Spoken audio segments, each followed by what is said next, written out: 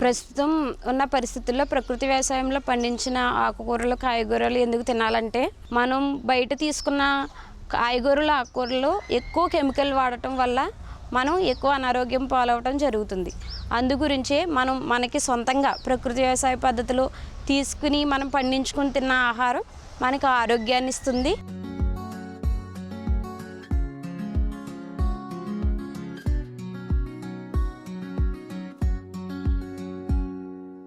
రాష్ట్ర వ్యాప్తంగా సాగు చేస్తున్న ఏటీఎం ఉత్పత్తులకు ప్రారంభంలో మార్కెటింగ్ కష్టమయ్యేది. క్రమేపీ ఈ ఉత్పత్తుల ప్రాధాన్యత తెలుసుకున్న వినియోగదారులు నేరుగా రైతుల ఇళ్ల వద్దకు వచ్చి కొనుగోలు చేస్తున్నారు. సాగు ప్రారంభంలో రైతు దీప్తి పరిస్థితి ఇలానే ఉండేది. తను సాగు చేసిన పంట ఉత్పత్తులకు అనుకున్నంత డిమాండ్ పలికేది కాదు. అయితే ప్రస్తుత పరిస్థితి భిన్నంగా మారింది. గ్రామాల్లో సైతం వీటిపై అవగాహన పెరగడంతో మార్కెటింగ్ మరింత విస్తరిస్తోంది. తూర్పుగోదావరి జిల్లా పెరవెల్లి గ్రామానికి చెందిన రైతు దీప్తి 3 ఏళ్లుగా ప్రకృతి పద్ధతిలో సాగు చేస్తున్నారు. తనకు సొంత భూమి లేకపోవడంతో 2 ఎకరాలు కౌలుకి తీసుకుని ఏటీఎం ఏ గ్రేడ్తో పాటు ఇతర పంటలు పండిస్తున్నారు. దీనిలో భాగంగా గత ఏడాది ప్రారంభంలో ఏటీఎం సాగుకు శ్రీకారం చుట్టారు. అందరికీ నమస్కారం అండి. నా పేరు దీప్తి అండి. మాది పెరవెల్లి మండలం కాపవరం గ్రామం అండి, తూర్పుగోదావరి జిల్లా. మా అమ్మగారి కుటుంబం, మా అత్తగారి కుటుంబం వ్యవసాయ కుటుంబం అండి. నేను డిప్లొమా చదువుకోవడం జరిగింది, మెకానికల్. నాకు వ్యవసాయం మీద ఉన్న మక్కువతోటి నేను వ్యవసాయ రంగంలోకి రావడం జరిగింది. ఒక 3 సంవత్సరాల నుంచి ప్రకృతి వ్యవసాయ పద్ధతిలో మేము వరి సాగు చేయటం జరుగుతుంది. వ్యవసాయంతో పాటు మా ఇంటి దగ్గర ఉన్న ఖాళీ స్థలంలో ఒక 20 సెంట్లలో నేను ఏటీఎం మోడల్ వేయటం జరిగింది. తక్కువ పెట్టుబడితో ఆదాయం పొందేలా నేను ప్రకృతి వ్యవసాయాన్ని ఎంచుకోవడం జరిగిందండి.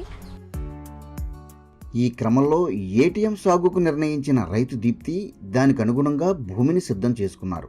రైతు సాధికార సంస్థ మౌలిక సూత్రాలకు అనుగుణంగా బెడ్లతో పాటు కాలువలను ఏర్పాటు చేసుకుని వాటిపై పలు రకాల పంటలు సాగు చేశారు. వీటికి 15 రోజులకు ఒకసారి ద్రవ్యజీవామృతాన్ని పంటకు అందిస్తున్నారు.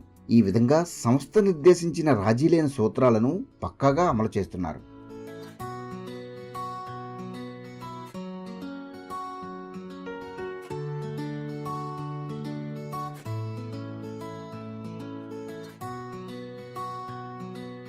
అదేవిధంగా మా ఏటీఎంలో ఫస్ట్ బెడ్స్ ప్రిపేర్ చేయడం జరుగుతుందండి. బెడ్స్ ప్రిపేర్ చేసిన తర్వాత ఘనజీవామృతం వేయటం జరుగుతుందండి. ఘనజీవామృతం వేసిన తర్వాత విత్తనాలు బీజామృతంతో విత్తన శుద్ధి చేసి మనం విత్తనాలు పెట్టడం జరుగుతుందండి.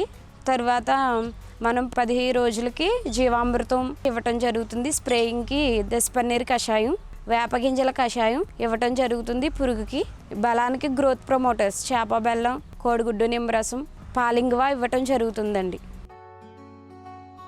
సాగు నుంచి వచ్చిన దిగుబడులను ముందుగా తన ఇంటి అవసరాలకు వినియోగించి అదనంగా వచ్చిన వాటిని అమ్మకాలు చేస్తున్నారు. వీటికి మరింత అదనంగా వస్తే స్టాల్లో విక్రయిస్తున్నారు.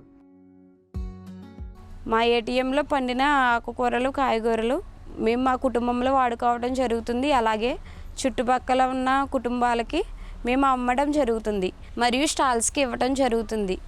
అలాగే మార్కెటింగ్ కూడా ఇవ్వటం జరుగుతుంది.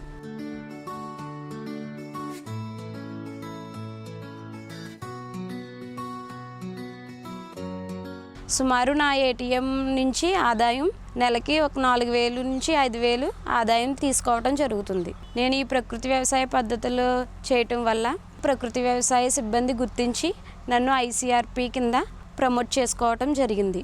నేను ఐసీఆర్పీగా జాయిన్ అవ్వి నేను కొంతమంది రైతుల్ని మార్చడం జరుగుతుంది, మోటివేట్ చేయడం జరుగుతుంది. నేను చేసిన పద్ధతులను బట్టి నాకు వచ్చిన ఆదాయంతో నేను చాలా సంతృప్తిగా ఉన్నాను. ఈ విధంగా మార్కెటింగ్ విస్తరించడంతో ఉత్పత్తులకు డిమాండ్ పెరుగుతూ వస్తుంది. ఇలాంటి పరిస్థితుల్లో పెరిగిన అమ్మకాల వల్ల నెలకు 3 నుంచి 4 వేల వరకు రాబడి సమకూరుతోంది. ఈ విధంగా తక్కువ విస్తీర్ణంలో ఎక్కువ ప్రయోజనం పొందుతున్న రైతు దీప్తిని తోటి రైతులు అనుసరించేందుకు ముందుకు వస్తున్నారు.